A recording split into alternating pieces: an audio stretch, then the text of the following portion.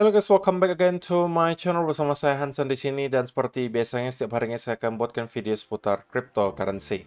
Apa kabar kalian hari ini semuanya? Semoga dalam keadaan yang baik-baik saja. Teman-teman, kita melihat sell off berlanjut di Bitcoin dan kita bahkan sempat menyentuh ke area $60.000. Kita bakalan bahas di video hari ini apa yang kira-kira menyebabkan hal tersebut terjadi. Apakah ini berarti semua yang kita lihat selama beberapa minggu terakhir adalah awal dari cycle top di cycle kali ini, ataukah ini hanya sekedar konsolidasi biasa? Kita bakalan bahas semua itu di video hari ini, jadi stay tune terus sampai akhir video. Nah, sekarang kita bakal mulai dari CoinMarketCap terlebih dahulu. Per hari ini secara global market cap crypto berada di angka 2,28 triliun dolar atau turun sekitar 1,14%. Dari top 10 coin sendiri kita juga melihat keadaannya semuanya merah, penurunannya ranging antara 2, sekian persen hingga kurang lebih 7%.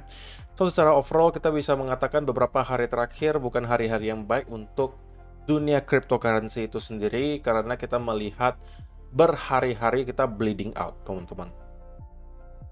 Itu adalah outlook sementara dari beberapa top coin yang ada. Sekarang kita langsung aja masuk ke beberapa data dan berita terbaru hari ini. Nah, yang pertama teman-teman, ini adalah salah satu penyebab kenapa kita kemudian melihat risk asset semuanya sell off. Sebenarnya tidak hanya Bitcoin, teman-teman. Kalau misalnya kalian perhatikan S&P 500 dan juga Nasdaq, kemarin itu juga mengalami koreksi yang sangat dalam. Diakibatkan data unemployment rate menunjukkan adanya peningkatan yang signifikan dari 4,1% ke 4,3%. Dan NFP itu juga mengalami sesuatu yang di luar ekspektasi. Forecast-nya 175.000, tapi actual-nya itu hanya 114.000. Pengaruhnya apa, teman-teman? Ketika kita melihat unemployment rate itu mengalami peningkatan yang signifikan, maka muncul ketakutan akan adanya resesi. Kalau kita sudah bicara resesi, ya simpelnya itu merupakan perlambatan ekonomi di sebuah negara. Kalau sebuah negara mengalami perlambatan ekonomi, yang terjadi ya berarti kita harus melihat perusahaan-perusahaan pendapatannya bakalan berkurang. Ketika pendapatan perusahaan berkurang, yang terjadi apa? Mereka akan cut biaya yang harus mereka keluarkan. Salah satunya adalah dengan cara mem-PHK karyawan-karyawan yang mungkin terlalu banyak. Ataupun kalau misalnya nggak terlalu banyak, tapi mereka tetap perlu PHK untuk menekan cost supaya bisa tetap profitable. Sehingga yang terjadi apalagi berikutnya, kita melihat unemployment rate terus mengalami peningkatan. Makin banyak yang nganggur, otomatis kita melihat tingkat kemiskinan di sana semakin meninggi. Jadi cycle-nya itu banyak, teman-teman. Oke, jadi ini efeknya berantai. Sehingga kalau semua hal tersebut terjadi, dampaknya nanti kemana lagi? Kita akan melihat perusahaan pendapatannya semakin menurun, ya kan? Karena tidak ada yang mau spending, otomatis harga saham dari perusahaan tersebut harusnya akan menurun. Sehingga ini kemudian, teman-teman, memicu beberapa hal ya. Unemployment rate yang angka 4,3 dan juga NFP di sini 114.000 memicu beberapa hal. Pertama, ketakutan akan adanya resesi. Yang kedua, banyak sekali orang yang merasa bahwa The Fed bakalan melakukan pemotongan suku bunga tidak lagi 25 basis point di bulan September, melainkan 50 basis point. Oke. Selain itu juga, teman-teman, selain adanya ketakutan akan resesi yang terjadi, kita juga melihat ada eskalasi di sektor geopolitik. Salah satu yang sedang beredar rumornya adalah Iran yang mengatakan bahwa in coming hours, the world will witness extraordinary scenes and very important developments.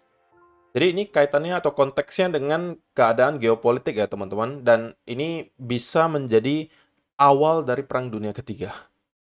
Oke, jadi dikatakan di sini bahwa dalam beberapa jam ke depan, dunia akan menyaksikan sebuah scene yang luar biasa dan perkembangan yang sangat penting.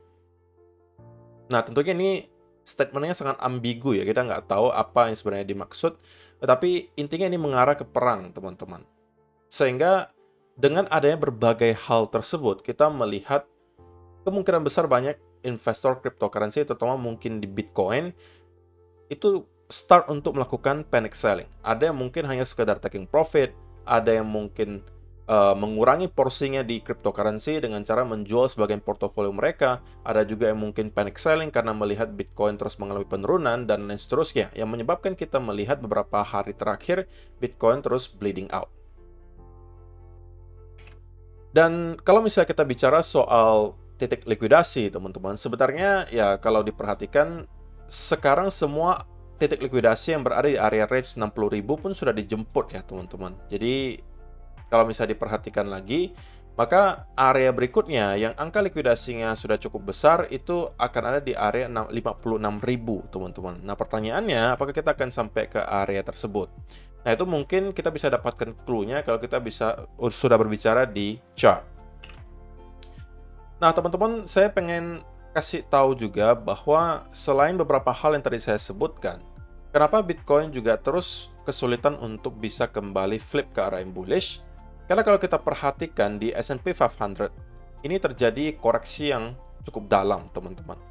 Walaupun sebenarnya ini bukan sesuatu yang harusnya surprising untuk kalian ya, karena di update kita selama beberapa minggu terakhir, saya memang sudah menyampaikan bahwa saya secara pribadi expect akan ada pullback di S&P 500 dari area 5.500 sampai 5.600, teman-teman. Karena itu merupakan area angka psikologi yang harusnya akan provide some resistance. Dan saya katakan, saya expect pullback-nya setidaknya ke area 5.300-an. Dan kita telah persis hit ke area tersebut. So, kalau misalnya teman-teman yang merupakan penonton lama, ya harusnya tidak akan surprise ya dengan apa yang kita lihat terjadi di S&P. Nah, pertanyaan berikutnya, apakah kita sudah menemukan bottom di sini? Nah, kalau jawaban dari saya harus katakan saya perlu clue lebih lanjut untuk bisa confidence menyatakan kita at least telah menemukan local bottom. Untuk sementara belum banyak yang bisa saya lihat, bisa saya jadikan semacam clue untuk menyatakan bahwa kita telah menemukan local bottom di S&P 500. Selain mungkin kita telah menyentuh ke area support sebelumnya. Tetapi, teman-teman, kita perlu yang namanya clue juga dari segi price action. Kita mungkin perlu melihat adanya reversal pattern dari sekitaran area range di sini sebelum pada akhirnya kita bisa mengatakan bahwa kita telah menemukan local bottom. Dan untuk sementara, saya masih expect bahwa sedikit sell off lanjutan kemungkinan bisa terjadi untuk S&P 500 menuju ke area trendline di sini. Dan dari sana kalau misalnya ada semacam reversal pattern, ini mungkin bisa kita jadikan sebagai salah satu clue bahwa kita bisa aja telah menemukan local bottom, teman-teman. Dan kita bisa kembali ngeretes ke area trendline ini. Nah, tetapi teman-teman, kekhawatiran yang saya punya sekarang adalah jika sampai S&P 500 berhasil untuk breakdown dari area 5.100 di sini sebagai area lower high terakhir, atau kalau lebih parah lagi di bawah 5.000, maka saya mempunyai semacam kekhawatiran bahwa kita bisa mendapatkan ada koreksi yang cukup dalam terjadi di S&P 500 atau bahkan bear market yang berkepanjangan. Walaupun itu masih mungkin juga cukup prematur untuk kita sampaikan sekarang, tapi kita tidak boleh menutup mata akan senario tersebut. Kalau misalnya sampai senario itu yang kita lihat terjadi selama mungkin beberapa bulan atau 1 tahun ke depan, di mana S&P 500 masuk ke bear market dan kita mengalami koreksi yang dalam. Ingat teman-teman, koreksi di S&P 500 hanya cukup 20 atau 15% saja itu biasa sudah dikategorikan sebagai bear market.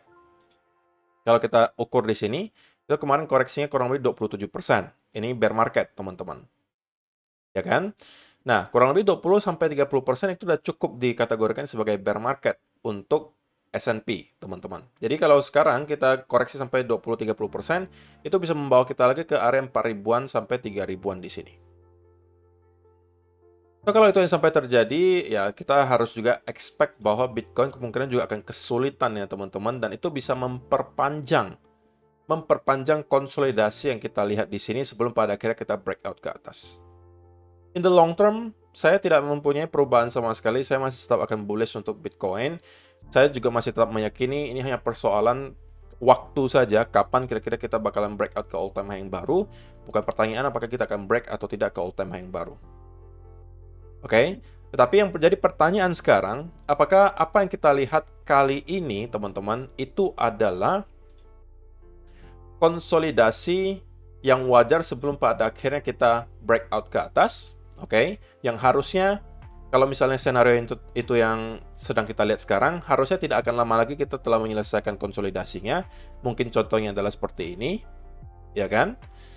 Atau senario yang satunya adalah kita kembali mengulangi apa yang kita lihat di tahun 2019 kemarin.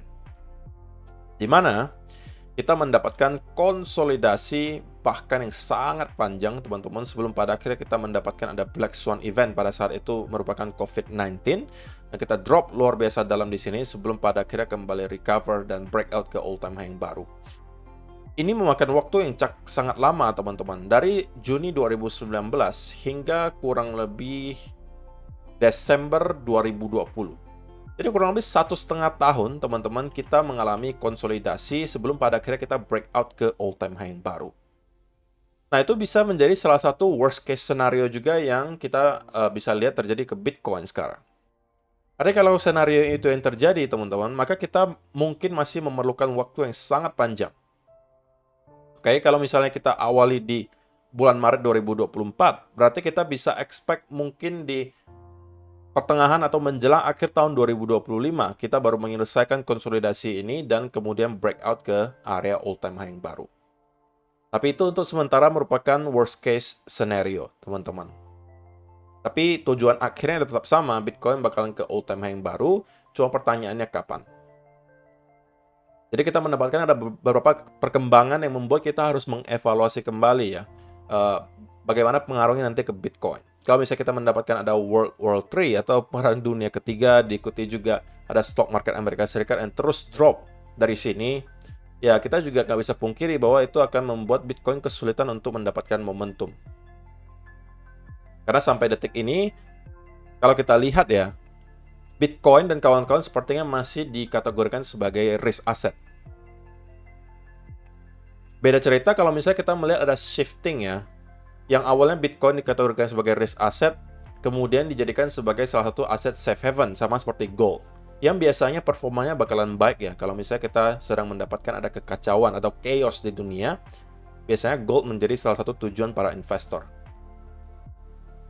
Nah, kalau misalnya itu yang akan kita lihat selama beberapa waktu ke depan, di mana para investor start melihat Bitcoin sebagai store of value dan juga sebagai aset safe haven, maka ya kita bisa melihat Bitcoin itu kemudian mengalami performa yang jauh lebih baik daripada stock market yang kemungkinan akan mendapatkan koreksi. Tapi who knows? Itu semuanya sekarang baru sekedar asumsi. Yang pada intinya adalah, teman-teman, kalau misalnya kalian merupakan investor, kalian harus siap dengan segala senario yang bisa aja terjadi. Itu aja yang mau saya pesankan. Dan kalau misalnya teman-teman yang merupakan traders, please, kalau misalnya kalian tidak mengerti cara trading, jangan kalian lakukan. Oke? Karena kita akan kemungkinan mendapatkan volatility yang ekstrim selama beberapa minggu atau beberapa bulan ke depan. So, itu yang harus kalian perhatikan. Kalau misalnya kalian tidak mengerti cara memanage sebuah posisi, tidak mengerti aturan dasar trading, please jangan kalian lakukan. Apalagi menggunakan leverage. Karena kalian bisa menghilangkan semua gains yang kalian telah hasilkan selama berbulan-bulan, mungkin dari spot. Kalau misalnya kalian iseng masuk ke futures dan menggunakan leverage, itu bukan yang terbaik yang bisa kalian lakukan, saya rasa. Yang bisa kita lakukan sekarang adalah mencoba untuk bersabar terlebih dahulu, oke? Melihat apa reaksi market terhadap perkembangan geopolitik dan juga keadaan ekonomi yang ada. Dan kita harus ngelihat clue-nya dari segi price action juga, teman-teman. Nah, sekarang kita bakalan bahas dari segi price action. Apa yang sedang terjadi? Nah, kemarin, teman-teman, saya sebenarnya expect bahwa kita akan melanjutkan kenaikan setidaknya ke area 66.000 sebelum kalau dari area tersebut kita mendapatkan reversal pattern, itu adalah peluang untuk kita short. Saya sudah sampaikan itu di video kemarin dan targetnya di area 60.000. Tapi sayangnya, kita tidak berhasil untuk nyentuh ke area tersebut dan kemudian sudah terlanjur sell off. Dan saya rasa sebenarnya price action yang kemarin itu masih juga mendukung bahwa kita short term bullish ke area 66.000. Tetapi karena ada news unemployment rate kemarin yang sangat di luar ekspektasi, kita kemudian mendapatkan sell off ini. Dan kalau misalnya teman-teman yang menonton video saya kemarin, saya sampaikan jika ada semacam continuation pattern yang terlihat di sini, maka itu bisa menjadi peluang untuk long. Tetapi pada akhirnya yang kita lihat memang adalah sebuah pattern. Tetapi patternnya ini terinvalidasi, teman-teman, karena kita tidak berhasil breakout, malahan breakdown. Dan kemudian kita sell off dari sana. Ya mudah-mudahan ya, tidak ada dari teman-teman yang sempat masuk ke long. Kalau ada pun ya berarti kalian keluar dalam keadaan loss, harusnya seperti itu. Tapi tidak ada masalah teman-teman, selama kalian menerapkan risk management yang baik, semuanya bakalan fine-fine saja in the long term. Nah, pertanyaan berikutnya, what's next? Yang pertama, kita harus tahu bahwa area 60.000, teman-teman, adalah area major support. So, setiap kali kita menyentuh ke area ini, maka kita harus asumsikan akan ada buying pressure yang start kembali masuk. Belum lagi, kalau misalnya kita zoom in ke time frame yang kecil, teman-teman, ke 4 hour atau 1 hour, kita telah melihat Bitcoin berhari-hari mendapatkan koreksi. So, semacam relief rally dari sini menurut saya adalah sebuah kewajaran yang bisa terjadi. Dan chance-nya cukup besar. Saya bisa katakan chance-nya cukup besar bahwa kita akan menemukan local bottom di sekitaran area 60.000 dan akan start untuk mendapatkan semacam relief rally. Nah, apakah itu hanya akan sekedar relief rally dan kemudian kita sell off, atau kita akan kembali reverse ke area 70.000, itu mungkin kita baru akan bahas beberapa hari dari sekarang gitu ya. Tapi untuk sementara yang perlu kita ketahui adalah fakta yang kita kembali ke area 60.000, ini adalah area major support, sehingga saya sebagai trader sekali lagi akan mencari peluang untuk long. Untuk sementara saya rasa kita belum siap untuk mendapatkan relief rally tersebut, walaupun kita mendapatkan ada bounce di sini, tapi ini kemungkinan hanya untuk sejenak dan kita kemungkinan akan mendapatkan konsolidasi yang lebih panjang di sekitaran area range di sini, membentuk semacam base terlebih dahulu sebelum pada akhirnya kita mendapatkan relief rally. Pembentukan base ini bisa beragam, teman-teman, bisa memakan waktu mungkin 1 hari, 2 hari, atau bahkan bisa sampai 1 mingguan. Tapi intinya, selama kita berada di area range ini dan kita membentuk reversal pattern, maka saya akan mencari peluang untuk long. Tapi saya pengen patternnya itu rapi, teman-teman. Oke? Dan saya tidak mau yang patternnya kecil seperti ini. Ini beresiko banget. Karena kalau misalnya kalian zoom in, teman-teman, ya kalian mungkin bisa katakan, tapi kan ini adalah inverse head and shoulder kok. Oke, fine. Tapi menurut saya ini adalah pattern yang terlalu kecil, teman-teman. Nah, kalau kalian mau masuk dari sini, ya silakan, tidak ada yang salah sebenarnya. Tapi ini kemungkinan hanya peluang untuk scalping. Oke? Yang saya maksud adalah relief rally yang kemungkinan akan kembali ke sekitaran area 63, 64, atau bahkan 66.000 dolar. Itu yang saya maksud. Bukan cuma sekedar trade dari sini menerangkan ke area 62.000, yaitu bisa aja kalian dapatkan dari scalping. Boleh-boleh aja kalau kalian mengerti caranya. Tapi yang saya pengen adalah targetkan relief rally, sehingga yang saya mau adalah ada pembentukan base yang lebih besar. Nah, mungkin kalau misalnya saya tidak kasih contoh, teman-teman bakalan bingung ya. Nah, contohnya yang lebih besar itu seperti apa, teman-teman? Nah, pembentukan base yang seperti ini yang saya maksud. Ya kan? Contoh lagi sebelumnya, kalau misalnya teman-teman masih nggak tahu, nggak ngerti gitu, apa yang dimaksud? Nah ini, pembentukan base, ini perlu waktu teman-teman. Kadang-kadang bisa beberapa hari, kadang-kadang bisa seminggu, dan lain seterusnya. Nah, di sini juga sama. Kita perlu waktu berapa? Ya kurang lebih 2 hari. Saya sampaikan makanya, bisa memakan waktu 1 hari, 2 hari, atau bahkan semingguan. Tapi saya mau melihat ada sebuah pattern yang terlihat jelas setidaknya di 15-minute chart. Bisa aja bentukannya seperti ini. Dan kita start untuk melakukan breakout dari double bottom. Ini bisa menjadi peluang bagi saya untuk masuk. Atau kalau tidak setinggi itu dan kita mendapatkan ada reversal pattern di sekitaran area ini, ya itu lebih baik lagi. Berarti dari sini kita akan mendapatkan posisi yang risk to ratio-nya jauh lebih baik lagi. Tapi selama area 60.000 mampu kita hold. Kalau kita sudah closing daily candle di bawah area 60.000 atau lebih parahnya lagi di bawah 59.500, maka saya sudah tidak lagi akan mencari peluang untuk long.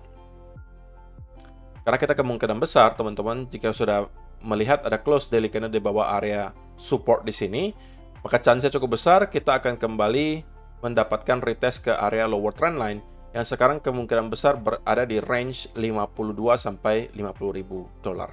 Dan dari sana kita mungkin baru bisa start untuk kembali reverse ke atas. Nah, inilah juga kenapa alasan saya beberapa video kemarin ya teman-teman, seingat saya mungkin 4-5 hari yang lalu saya sampaikan, please teman-teman, jangan long di sekitaran area ini. Kalaupun mau long, tunggulah breakout dari trend line-nya. Karena kita nggak bisa pungkiri, ada aja chance atau persentase senario di mana kita kembali nge-retest ke area lower trend line itu terjadi. Dan itu hanya adalah perpanjangan dari konsolidasi yang ada.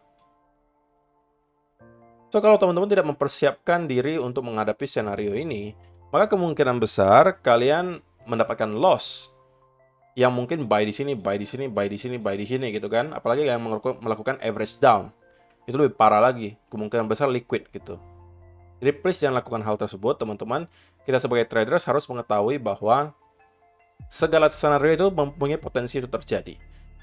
Tapi yang mana mempunyai probabilitas terbesar terjadi, itu akan bergantung ke price action.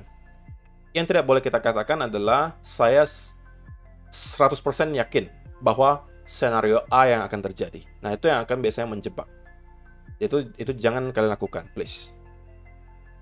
Jadi, kesimpulannya apa? Kita telah kembali ke area 60.000 yang harusnya akan provide major support. Tapi ekspektasi saya adalah karena kita juga sedang berada di weekend, teman-teman, 1 atau 2 hari ke depan kita hanya kemungkinan akan konsolidasi di area range 62 sampai 60.000, kemudian start membentuk base, dan kemudian kita akan mendapatkan semacam relief rally. Dan relief rally yang kita lihat nanti akan sangat-sangat menentukan pergerakan besar kita berikutnya, apakah kita akan breakout dari sini, atau kita justru akan membentuk wave ketiga dari ini. Yang diharapkan semuanya tentunya adalah skenario pertama ya, kita breakout ke atas. Tapi itu harapan. Kita harus tetap objektif. Nah, skenario yang ideal yang bisa membuat saya merasa skenario pertama yang mempunyai kemungkinan besar terjadi adalah kalau kita mendapatkan ada push yang impulsif dari sini. Kalau pushnya cenderung korektif dari sini, teman-teman, maka chance lebih besar bahwa kita akan breakdown ke bawah dan kembali ke area 50.000. Tapi itu mungkin bakalan kita bahas mungkin baru dalam 3-4 hari ke depan. Jadi untuk sementara, saya rasa itu aja yang perlu saya sampaikan di video hari ini. Semoga bermanfaat untuk kalian semua. See you in the next video. Bye-bye.